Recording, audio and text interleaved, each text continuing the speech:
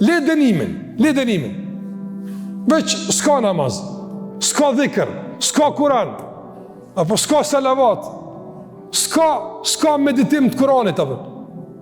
Të veç tu i përnuk të shkon të rënu jetë, apo.